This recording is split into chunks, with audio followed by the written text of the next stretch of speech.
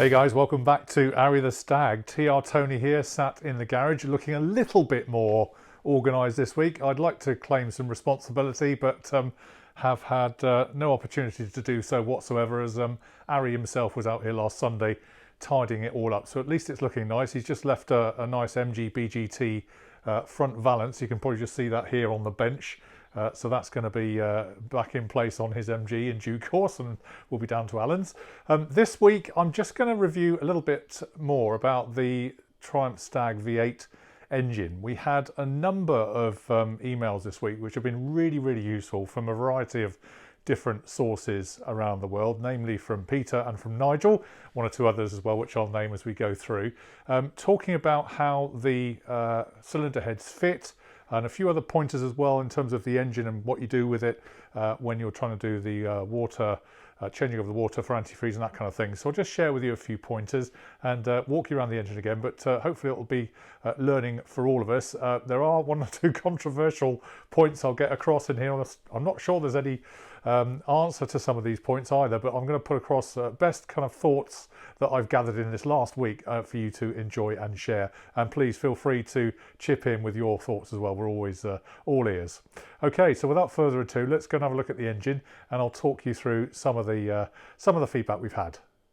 Here we have the Stag V8 engine then. I've just pulled it out into a little bit of sunshine so we can see better around it, which is all great. And no developments this week apart from being in storage, as we know, to await the car that is returning slowly but surely from Alan's. And before I forget, just underneath here, I just wanted to show you where you can let the water out from the galleries inside. This little plug here, which is sometimes very difficult to see when it's in the engine bay. That's the plug that you've got to undo to flush out the galleries inside the block here on the waterways, and there's a similar one on the other side. If I can just walk around and show you that one as well.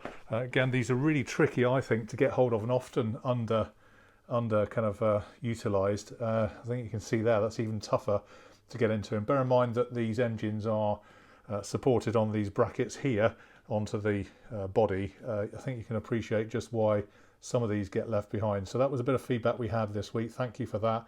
And yes, you're absolutely right. We need to point that out to people such that they know how to get to those, to undo them, to then flush the block out in situ when you are doing a water flush and change to make sure that everything is tickety-boo. Now, as is the case, we're all learning on this journey of restoring UNY 49M, and last week I referred to the cylinder head fixings as both sets of bolts. In fact, that's not right.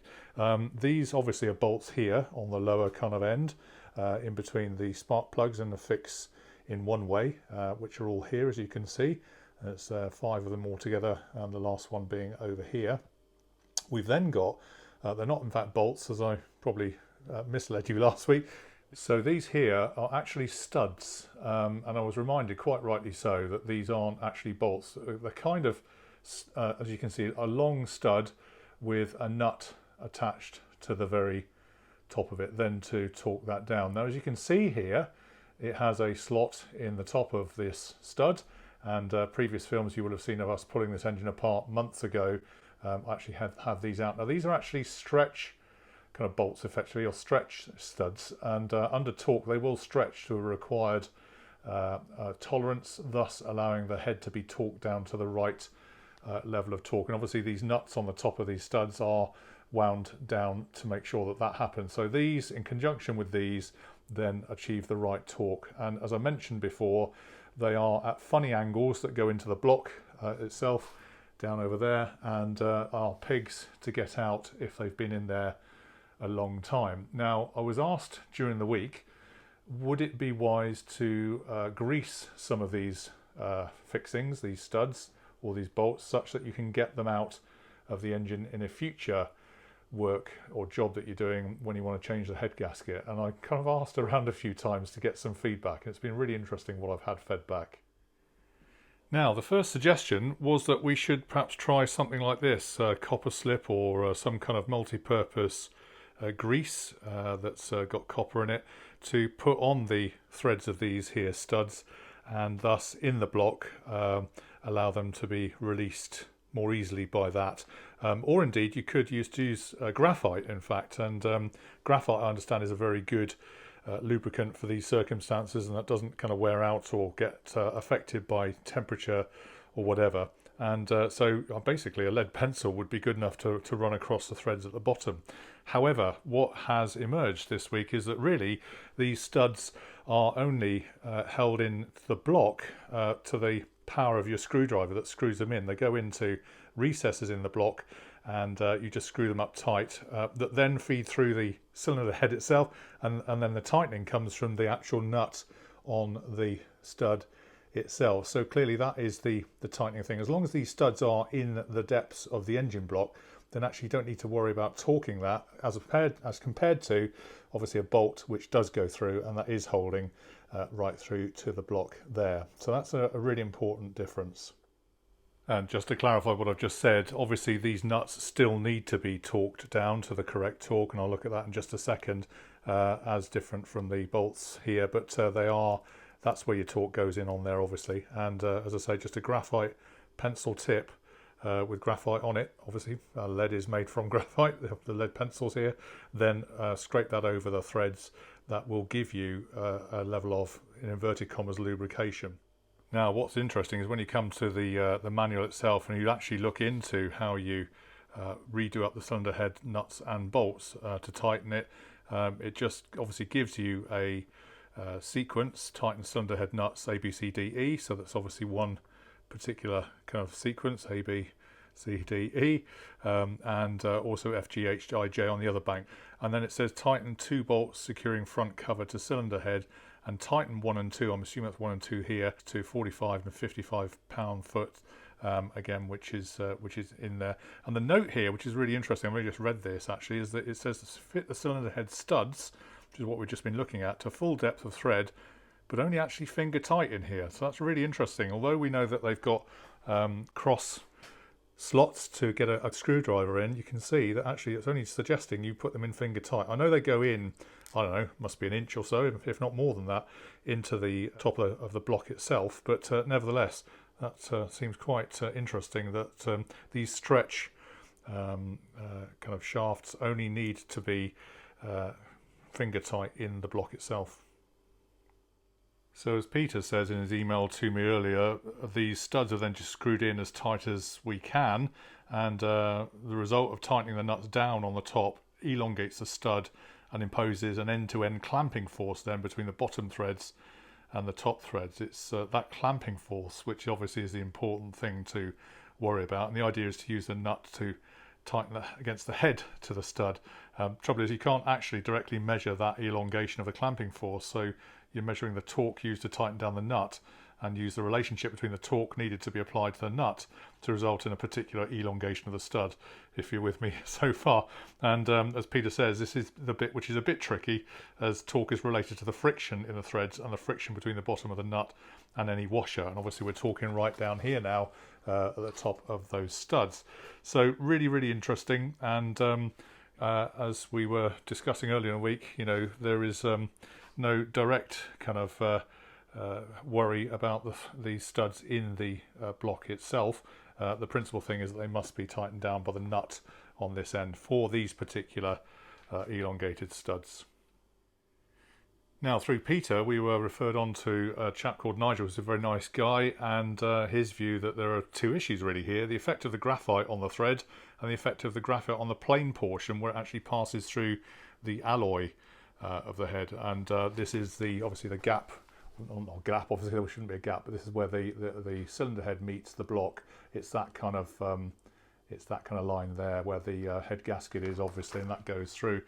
So really, really interesting that, but thinks that, you know, lubricating the thread will only in theory increase the clamping force marginally for any given tightening torque. And the downside, however, is that the lower friction encourages encourage a long-term relaxation of the torque due to the bolt undoing itself over a large number of thermal cycles, which is another observation as well.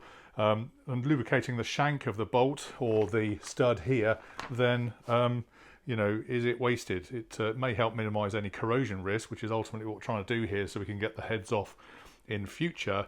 But you know, as we all know, this is much greater on the studs. I think that would be the case. So, and he talked about the Hillman Imp engine, which had a similar kind of alloy head arrangement, and the studs had to be dipped in Shell NSYS fluid, he called it, before fitment to prevent corrosion between the steel stud and the alloy head and block.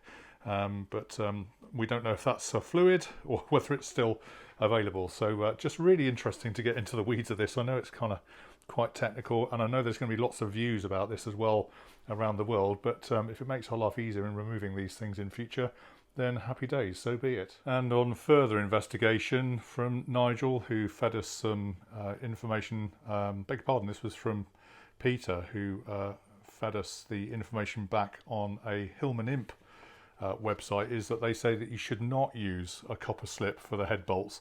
Copper reacts apparently with aluminium slowly and even at room temperature, so their handbook says also to use this Shell NSYS, E-N-S-I-S, and if I can find it, I'll put it up there for us to look at. And also recommend, this is Hillman saying, that they use something anhydrous, perhaps an emulsion or lanolin, wolfat it's called, and petrol. Dip the thread and lower shank into it, put a drop of oil between the head and the washer, and insert in the engine. Or you could use Loctite anti-seize, of course. It's a bit like the copper loaded bruise, but silver in colour, either tin or kind of an aluminium colour, and it doesn't misbehave on alloy bits. It says always gives a clean, smooth retorque of head bolts even after a couple of thousand miles, and that Loctite anti-seize has anti-corrosion properties as well, which some anti-seize products only have anti-seize properties. So really interesting. Shell NSYS oil contains a corrosion resistant wax held in a solvent, and so the solvent evaporates first once you put them in to leave the rust inhibiting coating, and it's mainly used for preserving steel components when being stored. The oil apparently is available from Shell in different formulations, and apparently only in 20-litre drums, so very, very interesting, and I'm glad I asked the question. So I suppose the only final point really is that whether in fact you actually put any grease here on the washer or on the nut as you torque that down. My sense would be that you're not achieving anything by doing that. A, you might be compromising your torque, but also B, you won't have any effect on the problem, which is the alloy head, as we've previously said, sticking to the cast iron block underneath, which is the age-old problem with the Stag, given that these are going in at very funny angles and take a lot of getting out of situ. All right, guys, so hopefully it's been useful for you. As I said at the start, the front end of this film, it was a right can of worms I think I've opened up here. I'm not sure we've got to the bottom of it yet. Obviously make your own choices, but it was worth redoing another film for this because people around the world, I think, have always struggled with the Triumph Stag kind of cylinder heads, trying to get them off. And if there's a way of making that easier next time we do it, not something you want to do on a regular basis, of course, but then so be it. That will be a good use of time. So up to you to make your own choice, of course.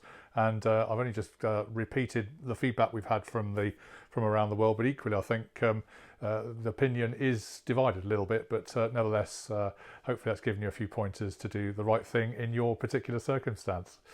Good, okay, that's really good. Thanks very much for watching. Hope you enjoyed it. And as I say, don't forget to like, share and subscribe. And please feel free to click on to Saturday Sockets. We've got an email going out every weekend called Saturday Sockets, which is kind of off-camera shenanigans that we get up to during the week, plus lots of feedback from you guys in terms of your projects and what you're doing out there, your rebuilds, and also various aspects of engineering related to Stags and Triumphs and whatever. So increasingly getting more and more popular. So please feel free to join up on that list. It's a free thing, and we have great fun doing it, and we know you're enjoying it as well. So all good. It's all about sharing that classics dream, isn't it?